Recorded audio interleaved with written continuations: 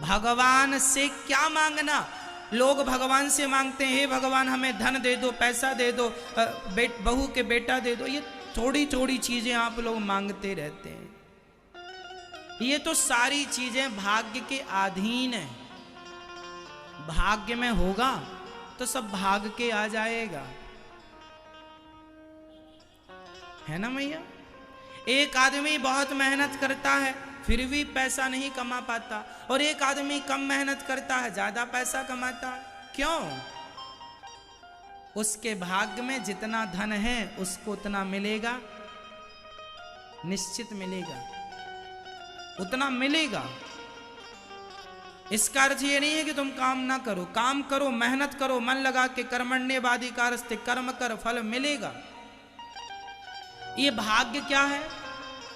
अब मैं भाग्य की व्याख्या जो कि कर चुका हूं फिर से कर दूं। आपका किया गया अच्छा या बुरा कर्म ही भाग्य बनता है। आज हम जो अच्छा या बुरा कर रहे हैं यही आज का किया हुआ कल के लिए क्या बन जाएगा? भाग्य बन जाएगा। अच्छा किया था तो अच्छे का फल अच्छा मिलके ही रहेगा, बुरा किया था तो बुरे का फल बुरा मिलके ही रहेगा। इसलिए हमारे भाग्य में जो हमने अच्छा किया था तो हमें अच्छा मिल रहा, बुरा किया था सो बुरा मिल रहा है। इसलिए हमें दोष नहीं देना चाहिए जमाने को कि तुम्हारे कारण हमें दुख मिला। हमारे दुख के जिम्मेदार भी हम स्वयं हैं, और हमारे सुख के जिम्मेदार कौन है? सुख के जिम्मेदार बिहारी जी हैं। हमें तो कोई काबिलियत नहीं थी, पर भगवान ने हमारी मेहनत का इतना फल दिया, इतना फल दिया कि हमारी झोलियां छोटी पड़ गई। ये सब बिहारी जी की कृपा है, ये मानना चाहिए। हमारी मेहनत इतनी कहां कि हमें इतना मिले, पर भगवान ने हमें हमारी औकात से ज्यादा दिया है, हैसियत से ज्यादा दिया है। इस बात का संतोष रखना चाहिए। लेकिन आज का आदमी संतोषी नहीं है, और जो है वह बहुत सुखी है।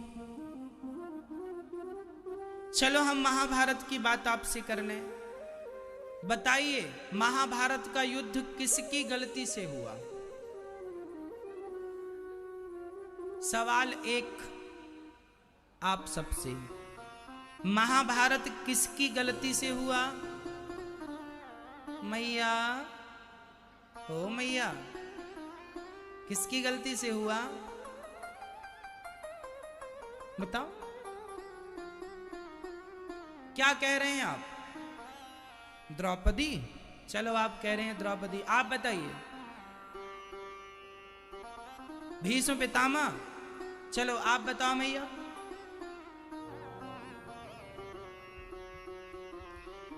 गलतियां सबकी हैं थोड़ी थोड़ी। सबसे बड़ी गलती, सबसे बड़ा जिम्मेदार कौन है? कौन? कौन? धृतराष्ट्र। क्यों?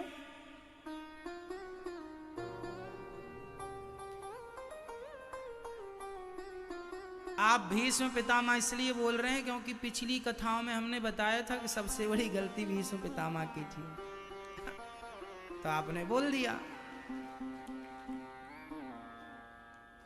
अब हमने ही बताया था। देखो, सबकी गलतियां थी। भीष्म पितामह की गलती इसीलिए थी कि वो सबसे बड़े थे,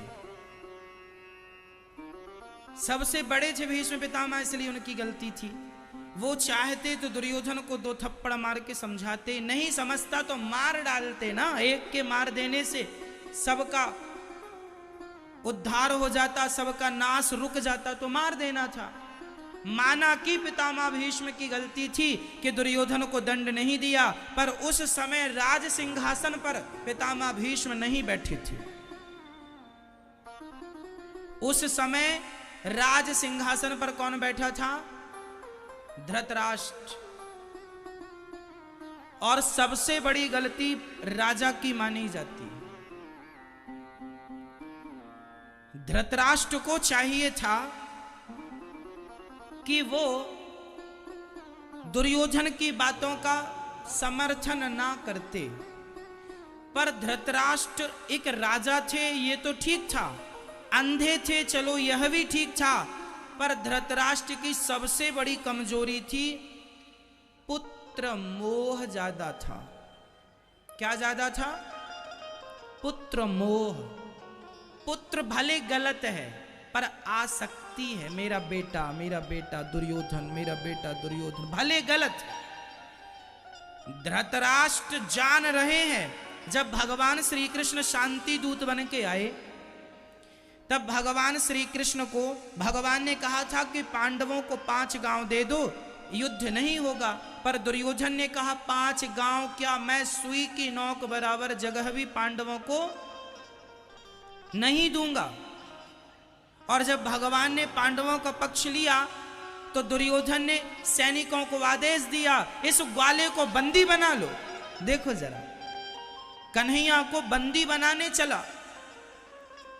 तब भगवान ने वहां पर, आपको पता है, धृतराष्ट्र की आंखें भगवान ने लौटाई थी।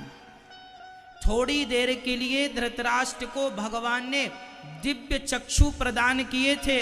धृतराष्ट्र देख लो, अभी भी तुम्हारी आंखें हम तुम्हें दे रहे हैं, देख लो, और अभी भी वक्त है, डिसीजन ले लो, निर्णय ले लो, नहीं कल रोने के सिवा कुछ नहीं रह जाएगा।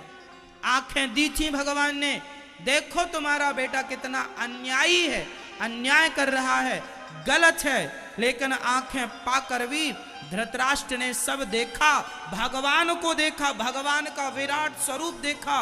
वो देखने लगे कि अब साक्षात भगवान है, और वो यह भी देख रहे हैं कि मेरा बेटा दुर्योधन भगवान को बंदी बनाने के लिए बढ़ रहा है। वो समझ रहे हैं कि